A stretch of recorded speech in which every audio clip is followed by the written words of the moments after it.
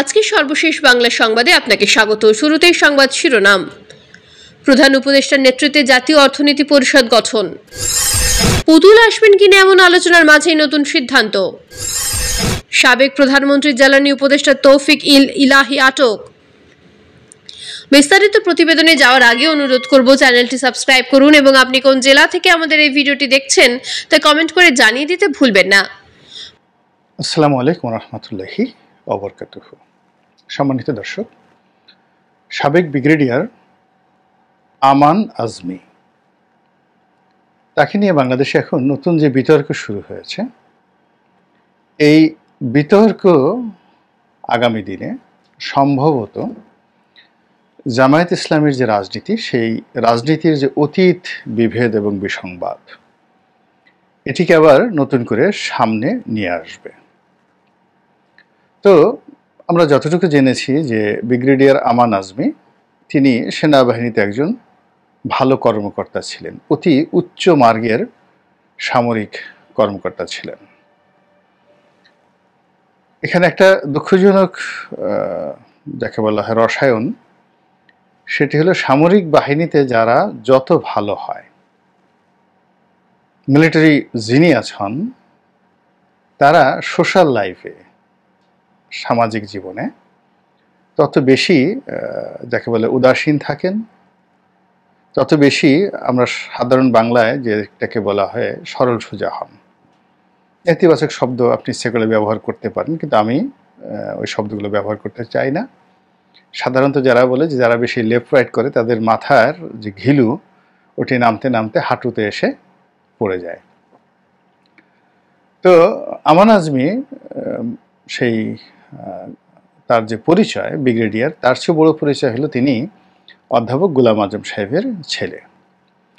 বাংলাদেশের জামায়াত ইসলামীকে যদি আপনি একটি দল মনে করেন, সেই দলের আধ্যাত্মিক নেতা অধ্যাপক গোলাম আজম, এবং এখন পর্যন্ত দলের সাধারণ নেতাকর্মীদের মাঝে গোলাম আজমকে নিয়ে যে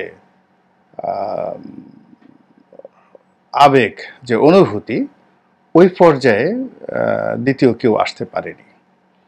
তো তিনি কখনো কোনো পদ পদবি হোল্ড না করার পরেও, অর্থাৎ ৭৫-এর ১৫ই আগস্টের আগে তার কোনো পদ পদবি ছিলেন না, কিন্তু তার নামে দল পরিচালিত হতো। আবার পরবর্তীতে তিনি যখন কিছুদিনের জন্য আমির হলেন, আবার সেটা ছেড়ে দিলেন। কিন্তু যতদিন তিনি জীবিত ছিলেন, তার বুদ্ধি, তার পরামর্শ এবং তার কথাই দল চলত। এবং এই কারণে বাংলাদেশের যে ট্রেডিশন, সেই ট্রেডিশন অনুযায়ী ওনার ছেলে পুলে, আত্মীয় স্বজন সবাই দলের খুব গুরুত্বপূর্ণ ব্যক্তিত্বে পরিণত হন। পরবর্তীতে যখন আবার মাওলানা মতিউর রহমান নিজামী সাহেব, যাকে বলা হয়, তিনি দলের নেতৃত্বে আসলেন, তখন তার পরিবার পরিজন এটাকে একটা ফ্যামিলি ডাইনেস্টিতে পরিণত করে ফেলেছিল। এবং আপনারা অবাক হবেন যে জামাতের লোক এই কথাগুলো বাইরে বলেনি কেউ, কিন্তু আওয়ামী লীগ, বিএনপির মতো যে দুটো দল বা জাতীয় পার্টিতে যে পরিবারতন্ত্রের কথা বলা হয়, সেই দিক থেকে গোলাম আজম কিংবা মতিউর রহমান নিজামী সাহেবের যে পরিবারতন্ত্র, এটা কেমন ছিল জামাতে, এটা মোরাললেস জামাত সংশ্লিষ্ট যারা লোকজন আছেন তারা ভালো জানেন। আর এখন যিনি আমির আছেন, তিনিও একসময় এই দলটির যখন সাধারণ সম্পাদক ছিলেন, অল অন এ সাডেন আমরা দেখলাম যে তৎকালীন যে আমির ছিলেন মকবুল সাহেব, তিনি বাদ, এবং হঠাৎ করে তিনি এখানে আমির হয়ে গেলেন। তো এখন তিনি বাংলাদেশের সবচেয়ে আলোচিত ব্যক্তি, এবং তাকে নিয়ে ইদানিংকালে বেশ সমালোচনা হচ্ছে, ট্রল হচ্ছে। তো সেই প্রসঙ্গে না গিয়ে যেটি বোঝা যাচ্ছে সেটি হলো, দলে কেবলই মাত্র তাকে দেখা যাচ্ছে, কিন্তু দলের যে সেক্রেটারি জনাব গোলাম পারওয়ার, তাকে আমরা দেখতে পাচ্ছি না। খুব অল্প জায়গাতে তাকে দেখা যাচ্ছে। তো এই হলো সার্বিক অবস্থা। কিন্তু আলোচনার গভীরে যাওয়ার আগে আমান আজমিকে নিয়ে যে কথাটি বলতে চাই, তিনি একটি সাক্ষাৎকার দিয়েছেন আয়নাঘর থেকে বের হয়ে, এবং তাকে কেন্দ্র করে এমনকি আওয়ামী লীগের লোকদেরও যে ইতিবাচক ধারণা ছিল, সহানুভূতি ছিল, এটি এখন রীতিমতো নেতিবাচকে চলে গিয়েছে। তিনি কতগুলো কথা বলেছেন, তার বডি ল্যাঙ্গুয়েজ, তার অ্যাপ্রোচিং, কোনোটাই আসলে স্বাভাবিক আমাদের যে সমাজের যে রাজনৈতিক আচরণ সেই আচরণের মতো নয়।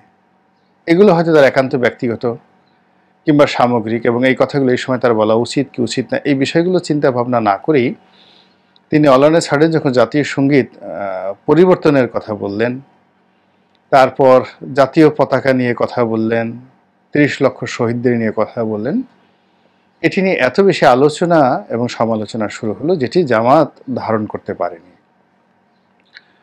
এবং সেটা না পারার কারণে জামাতেরই এক একটা পত্রিকা এক এক রকম আসছেন। কেউ বলছেন যে তিনি জামাতের কেউ নন। একটা পত্রিকায় এসেছে, সম্ভবত পার্টির যারা কর্তা ব্যক্তি তাদের পক্ষ থেকে বলা হয়েছে তিনি জামাতের কেউ নন। আবার অন্য পত্রিকাগুলোতে এসেছে যে বক্তব্য আমান আজমি দিয়েছেন এটা তার একান্ত ব্যক্তিগত বক্তব্য, যার দায় দায়িত্ব পার্টি বহন করে না, হোয়াট এভার মেবি। এখন আমান আজমি যেটি বলেছেন সেটি আসলে জামাতেরই বক্তব্য, সাধারণ নেতাকর্মীদের বক্তব্য, এটাই কিন্তু সমাজে প্রতিষ্ঠিত হয়ে যাচ্ছে। এবং এর মধ্যে যেটি হলো সেটি হলো যে জামাতের এই সময়টিতে তাদের যে আচার আচরণ, চালচলন, কথাবার্তা, এটি দেখে মনে হচ্ছে যে তারা সবচেয়ে চিল্ড মুডে আছেন, অর্থাৎ পুরো সময়টি তাদের নিকট ইতিবাচক মনে হচ্ছে। দীর্ঘদিনের তাদের প্রতি যে অন্যায় করা হয়েছে, অবিচার করা হয়েছে, জুলুম করা হয়েছে সীমাহীন, আওয়ামী লীগ যা করেছে এটার কোনো তুলনা হয় না এই নির্মম নির্যাতনের।